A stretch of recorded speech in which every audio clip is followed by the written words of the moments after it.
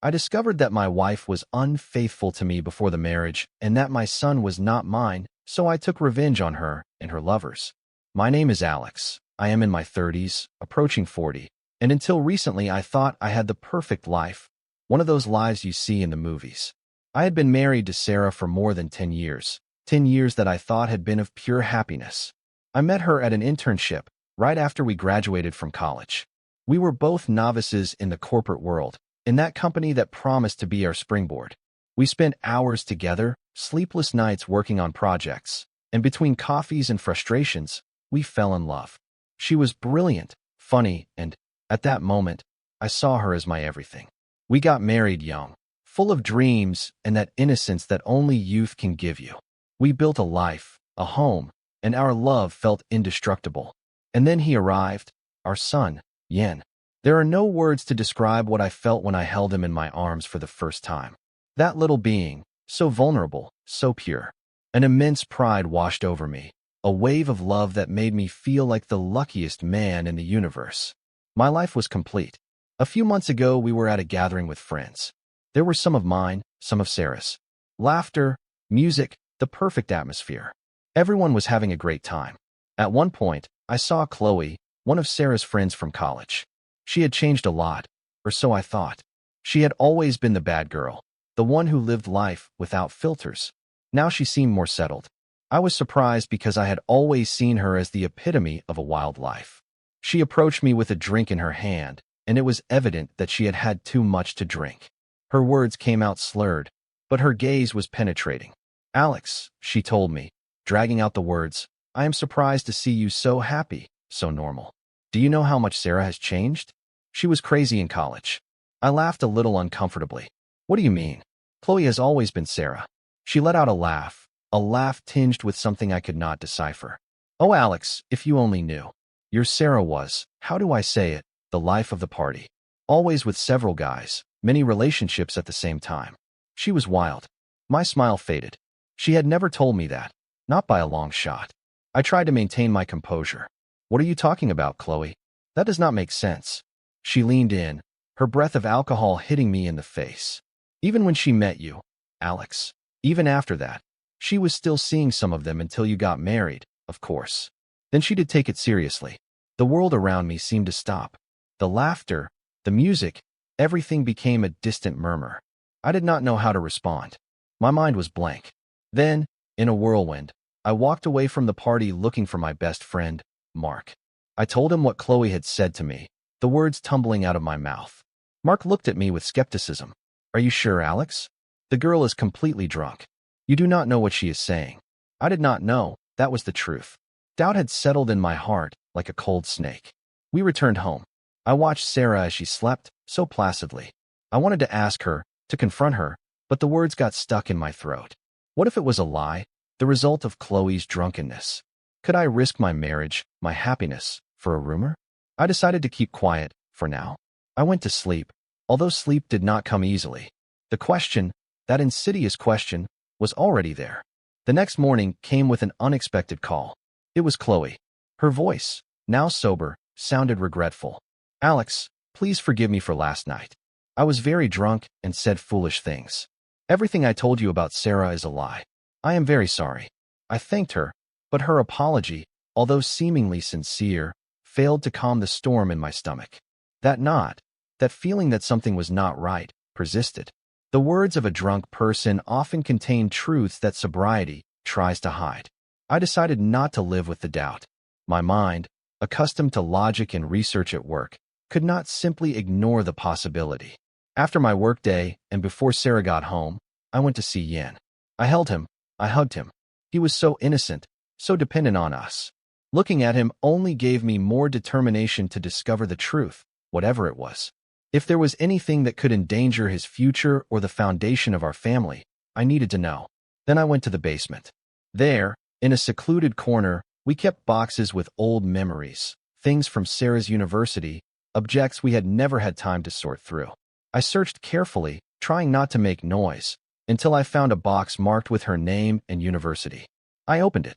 Inside there were yearbooks, blurry party photos, old letters, and yes, an old address book with contacts. While I was looking at the photos, I stopped at one in particular. Sarah, Chloe, and other friends. But there was a woman I did not recognize, a face that did not ring a bell at all, but who seemed very close to Sarah and the others. Her name was written at the bottom of the photo, Jessica. I looked in Sarah's address book, and to my surprise, I found a number next to her name. I did not hesitate. I dialed the number. It rang several times, but no one answered. I left a text message. "Hello, I am Alex, Sarah's husband. I knew her in college, and I would like to ask you about something." There was no response. Curiosity turned into an obsession. If Chloe was lying, why this silence? My next step was the internet. I searched for Jessica and the name of the university on Facebook. After a few minutes, I found her. Same face, same name. I sent her a friend request and a private message. "Hello, Jessica. I am Alex, Sarah's husband. I need to ask you something important about her." A few hours later, I received a notification. It was Jessica. Her response was direct, blunt. "It is about Sarah." My heart sped up. "Yes," I replied. "So, you have already discovered the truth?" The question hit me like a lightning bolt. The truth? What did she mean? "What do you mean the truth?" I wrote with trembling fingers. She did not beat around the bush. "It is better that we talk in person. I live in the city. We can meet on such a day at such a time." I accepted immediately. The rest of the day passed as if in a fog. When Sarah came home, I struggled to seem normal, not to alert her to the time bomb I was carrying inside me. She kissed me, asked me how my day had gone. I answered evasively, my mind elsewhere. Nervousness was eating away at me. What was Jessica going to reveal to me? The truth was about to come to light, and I had no idea what it would mean for my life, for my family. The next day, anxiety was gnawing at me. The wait until the appointment with Jessica felt eternal. I needed to talk to Mark again. I told him about Jessica, the unanswered call, the message on Facebook, and, above all, her response. "So you have already discovered the truth." That phrase echoed in my head. Mark, this time, did not try to downplay it. His voice was grave. "Alex, the truth is that this looks bad, very bad. I do not want to judge Sarah, but from what you were telling me, it seems she was unfaithful to you before the marriage, maybe even after, if what Chloe said was not a drunken invention. The idea that Sarah had cheated on me before we got married, and that our entire history was built on a lie was devastating. I felt a pang of nausea, but at the same time, an overwhelming need to know everything. The following days were a torture of nerves. I feigned normality at home, but every laugh from Sarah, every show of affection, felt like a dagger. My mind could no longer avoid reinterpreting every moment, every memory. What else had I missed? Finally, the day of the meeting with Jessica arrived. We chose a discreet cafe, far from home and work. I arrived early, with sweaty hands and my heart hammering against my ribs. Anxiety was invading me. I felt like an amateur detective about to unearth a secret that could destroy his life. Jessica arrived on time. She was a serious-looking woman, with a gaze that denoted intelligence and a certain melancholy. She greeted me formally. "Alex, I am very sorry you are going through this." Her empathy disconcerted me. "Why are you sorry?" I asked, my voice barely a whisper. "Do you really know what is happening?" She looked at me with compassion. "Yes, I know. Do you not know?" "From what Chloe told me. I thought you had already found out everything." I explained about Chloe, the call, the later apology. Jessica nodded slowly. "Chloe is like that. When she drinks, she has always been like that. She opens her mouth and says things she should not say, but that are true." My breathing quickened. "Please, Jessica, tell me what is happening." She sighed, as if preparing for a long confession. "Sarah, her other friends, and I met in college. We formed a very close-knit group, but they were very much party girls. They all had the peculiarity that they liked to be with many men, to have several relationships at the same time. I was the exception. I preferred to have a single serious relationship, although I accompanied them to parties. But Sarah, she was the one who got most involved, the one who had the most men at once. I do not know how you did not notice." Disbelief invaded me. "How is it that I never knew any of this?" Jessica shrugged. "They were very good at conspiring, Alex. All of them. And very good at lying. They made a deal. They were supposed to leave that life behind after college and find good men to marry. I never believed them. Their attitude said otherwise." Her gaze hardened. "Everything was going well in the group until after we graduated. I was already engaged to the man I had been with since the beginning of college, and Sarah got involved with my fiancé.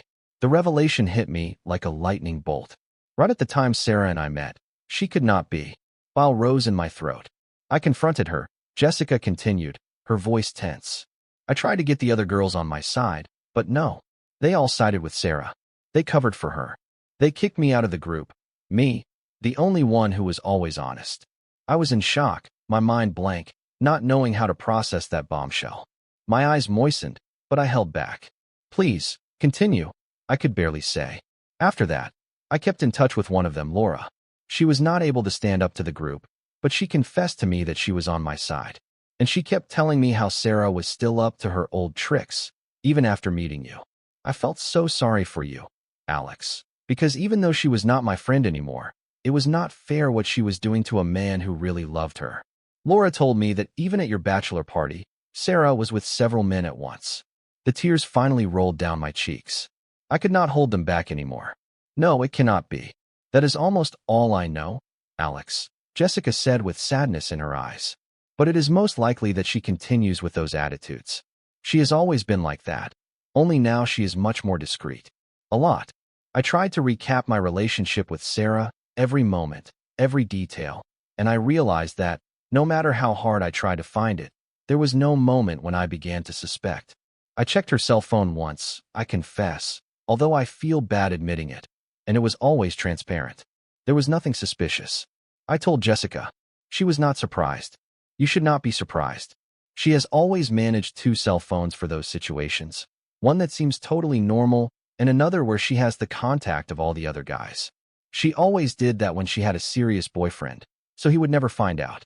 The sadness I felt transformed into a mass of pure rage, a burning anger that consumed me. Not only had she cheated on me, but she had planned her deception with a coldness and a premeditation that chilled my blood. I am so sorry, Alex, Jessica said, handing me a card. I want to recommend this to you. It is the contact of a private investigator. He specializes in adultery cases. I know him because I am a lawyer in divorce cases. She gave me another number. And this is my personal number. I changed it. If you need help with the divorce process, I will gladly help you. I thanked her, my hands trembling as I took the cards. As soon as I left the cafe, I dialed the private investigator's number. I told him the situation concisely, my voice still trembling with rage. He listened. I understand, sir. The cost of the investigation will not be low, but we can start immediately if you give me your wife's details. I thought about it for a second. The money did not matter to me anymore. My life was broken and I needed the truth. I accepted. I sent him half the money. When I got home, Sarah had not yet returned. I went into Yin's room. I watched him sleep. He looked so much like Sarah. Yes, but what about me? I began to doubt. The certainty I had that he was my son crumbled. I called Mark again. I told him everything. The university, Jessica's fiancé, the 2 cell phones, the investigator, and the doubt about Yin. Mark listened patiently. Alex, I am very sorry. I knew this was the most likely outcome, but you have to be strong. Do not alert her. Pretend that everything is normal. Do you understand? And about Yin, I have an acquaintance who went through something similar. He found out his son was not biologically his. There are paternity tests, Alex. It is the best thing you can do to check. I hung up with Mark, my head in a whirlwind. The rage, the sadness, the uncertainty. When Sarah arrived, I received her with my mask on. Kisses, routine questions. The composure was hard to maintain, but I could not let her suspect. Not yet. I needed to be cold, calculating. The next day, the decision was made. I would not let myself be carried away by feelings, at least not for now. I would do whatever was necessary to discover the whole truth, and yes, I would have those DNA tests done. After all I had learned, I could not afford a single doubt anymore. The plan was clear, to be cold and calculating. The anger and rage were a driving force, but they could not cloud my judgment. Sarah, with her double life, had trampled on something sacred, something I had told her with an open heart, how my own mother's infidelity had destroyed my father and marked my childhood. And still, she did the same thing with a shocking coldness. That was what gnawed at me the most. My double life began. Every morning, the same routine, forced smiles, casual goodbyes. I went to work, yes, but my mind was elsewhere. I needed to move with discretion, secretly. With Yin's DNA, a few strands of his hair that I collected from his brush, I had the paternity tests done. The uncertainty about whether or not he was my son was a constant torment. So the weeks passed, a month of agony disguised as normality. I awaited the results of the DNA and, at the same time, the report from the private investigator. Every day was a torture. Finally, the investigator's call came. "Mr. Barnes, I need you to meet me at my office. I have a lot of information to give you." I took the day off. The appointment was in the early afternoon. The nerves were eating me up inside. When I arrived at his office, the investigator greeted me with a pile of documents and a projector turned on. "I was slow to call you Mr. Alex, because what I found is a lot, and, unfortunately, it is serious." He began to show me the images one by one. They were photos of Sarah, not just with one man, but with several. The dates, the places, and yes, my worst suspicions were confirmed. Her work meetings with investors were, in reality, encounters with other men. I recognized some of them from the university party photos I had seen in the basement. They were the same guys with whom she supposedly no longer had contact. The investigator continued, unperturbed. "As you can see, Mr. Barnes, your wife has not only been cheating on you, but she has done so with a regular pattern and with several people.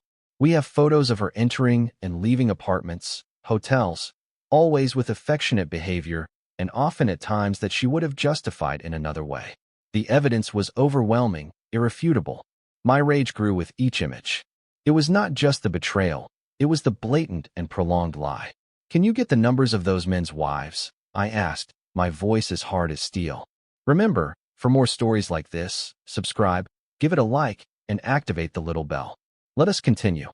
The investigator smiled, an almost macabre smile. "So you are looking for an earthquake, Mr. Barnes?" "Yes," I replied with controlled fury. "They are not going to make a fool of me, and not only my wife is going to suffer the consequences. Those men too. Their families deserve to know the truth." "You can count on it," he assured me. "But sending that evidence to the wives will have an additional cost, Mr. Barnes. It is a delicate job." "It does not matter," I cut him off. The money was no longer a concern. I just wanted the truth to come to light, for everyone involved in that web of lies to pay for their actions. I gave him the authorization. I left the investigator's office with a churning stomach, but with a steely conviction. The first call I made was to Jessica, my lawyer. "I have to talk to you," I told her. We met quickly. I showed her the new evidence. Her eyes widened in surprise. "Alex, I am so sorry. This is even worse than we imagined. I do not just want a divorce," I told her, my voice laden with determination. "I do not want to give her absolutely anything. And about my son, I have had DNA tests done because I do not know if he is mine." Jessica was left breathless. "Alex, I am so sorry. That will be very hard for you." But, being the professional she was, she nodded. "I accept to represent you. I will start with the paperwork as soon as possible for the divorce. With this evidence, we are in an unbeatable position." I thanked her, the hope of justice shining in the darkness of my anger. When I got home, Sarah was not yet there. I went directly to Yin's room. I watched him sleep, so small, so innocent. He looked a lot like Sarah. Yes, but what about me? The doubt, now bigger and more painful, invaded me completely. I sat on the floor, and, despite my attempts to hold them back, tears flowed. The possibility that my son was not biologically mine was a devastating blow. I forced myself to calm down. Sarah would arrive at any moment. I wiped my face, I composed myself. When she walked through the door, she tried to kiss me, as always. I stopped her. "I am sick," I told her, the lie coming easily from my lips. The truth was that I felt disgusted. I could not kiss her. I went to bed, feigning fatigue, while my mind continued to plan the next move. The end of this farce was approaching. The following week was a hell of contained tension. On the one hand, my lawyer, Jessica, confirmed that the divorce papers were ready. On the other, the private investigator notified me that the evidence for the other men's wives was ready to be sent as soon as I gave the order. I decided that everything would come to light at the same time. I wanted a coordinated impact, an explosion that would leave no doubt. And then the DNA test results arrived. They had taken a while, and every day of waiting had been torture. My hands trembled as I opened the envelope. Fear took hold of me, a cold and paralyzing fear. I looked at the words, the percentages, and there it was, the stark truth. Yin was not my biological son. My world came crashing down on me. I burst into tears, a guttural, heartbreaking cry. Not only was my marriage a sham, but the child I had loved as my own, for whom I would have given my life, did not share my blood. The pain was unbearable, a betrayal within a betrayal. After the sobs, the sadness gave way to an icy fury. I called Jessica, my lawyer, my voice still trembling. I gave her the news about Yin. There was a compassionate silence on the other end. Alex, I am very sorry. This is a very hard blow. But from a legal point of view, this can be a very strong resource for you if she tries to appeal for custody or maintenance. Do not rule it out. Let us wait to see how she reacts. I accepted. The idea of using Yin as a bargaining chip disgusted me, but she was right. I had to be smart. I decided not to go home that day. I stayed in a hotel, unable to look Sarah in the face, to touch the baby knowing the truth. The next day, my phone exploded with calls and messages from Sarah. Where are you? Why did you not come home? I am worried. I ignored them all. I drove directly to Jessica's office. I picked up the divorce papers. I will deliver them personally, I told her, my voice strangely calm. Before going home, I called the investigator. It is time, I told him.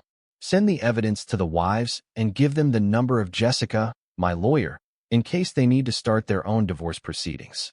The investigator nodded. You can count on it, Mr. Alex. It will be done. I got home. I took a deep breath before getting out of the car.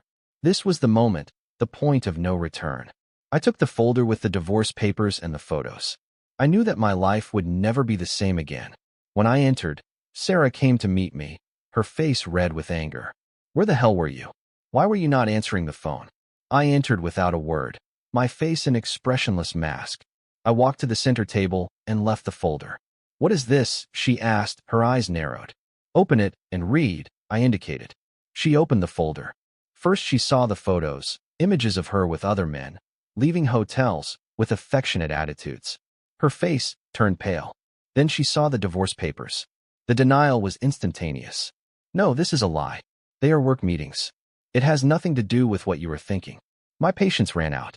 Look at the photos carefully, Sarah. There are photos of you leaving hotels with those men. Are those also work meetings? Tears welled up in her eyes. She tried to play the victim, as always. Please, forgive me. How are we going to break up our family? We have a son together. I held back. I wanted to scream at her that I knew Yin was not my son, but it was not the time. I am leaving the house, I told her, my voice sharp. Right now? I packed my things while I put the essentials in a suitcase. She continued with her litany of pleas and empty promises. Please, do not do this to me. I swear to you, I promise you. I laughed, a bitter and hollow laugh. Shameless, Sarah. Do you think I am so foolish as to forget what I told you about my own mother's infidelity and how it affected me? And you still did all this? Do not expect me to react in a good way. I finished packing my things. I went to the door. Do not worry, I told her with a cold smile. You are not the only one affected by this. Call those men and see what their wives tell you. She was in shock, her face contorted. What did you do? She whispered. There are other people who needed to know the truth, I told her. And without another word, I left. I did not know where to go. My head was spinning. I called Mark. Friend, I need a place. I have left Sarah. He did not hesitate for a second. Come to my house. I will be waiting for you here. When I arrived, Mark helped me bring down my suitcases. I told him everything, the photos, the other men, Yin's DNA, the confrontation. He listened to me without judging, just nodding his head. His presence was a balm in the midst of the chaos. I am here for you, brother, for whatever you need. I turned on my cell phone. An avalanche of messages and calls from Sarah. I opened them all. They were of complaint, of fury. How could you do this? Did you also send the evidence to their wives? Now everyone has problems because of you. I read her messages and a strange satisfaction settled in my chest. The investigator had done an excellent job. I called Jessica to inform her that I had already given the papers to Sarah. Perfect, Alex. I will be attentive to any movement from her. I hung up.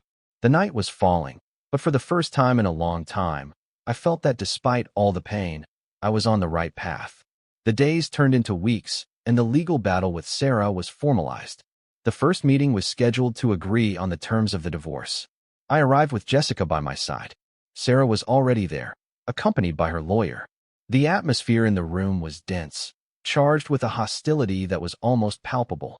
As soon as Sarah saw me with Jessica, her face contorted with fury. What is she doing here? Is she your lawyer? How dare you, Alex? This is just for revenge, because I got involved with her fiancé. Jessica, unperturbed, remained professional. Mrs. Barnes, what you allege has no relevance in this proceeding. I am here to represent my client and ensure that justice is done. She gave her a cold smile, and Sarah's lawyer intervened quickly, trying to calm her down. Sarah, please, this does not help us at all. The meeting was a complete disaster. Sarah refused to give in on anything. She just wanted to argue, accuse, and play the victim. Over and over again, she repeated that she would not accept the terms, that we would go to trial. My lawyer and I remained calm. Fine, Jessica said firmly. If that is what you wish, we will go to trial. The following weeks dragged on with hearings and court procedures. It was an exhausting process, but my determination did not waver. I knew what I was fighting for. Until the key hearing arrived. Sarah's lawyer and she herself were asking for an absurd amount of maintenance for her and for our son, claiming that I had to support them and that they could not be left with nothing. It was then that Jessica looked at me and nodded. It is time for the evidence, she whispered. They presented the DNA results. The room fell silent.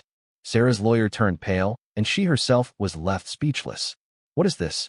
It is not possible, she exclaimed with a choked voice. The judge reviewed the documents carefully. The evidence is clear, she said with solemnity. Mr. Alex is not the biological father of the minor. Sarah burst into tears, trying to deny reality. It is a lie, this is impossible. But the evidence was undeniable. The judge issued the divorce decree, dividing the community property, but making it clear that Sarah would not receive a single cent of my personal assets due to the evidence of adultery and the lack of paternity. I felt a burst of relief and a deep satisfaction. I had won.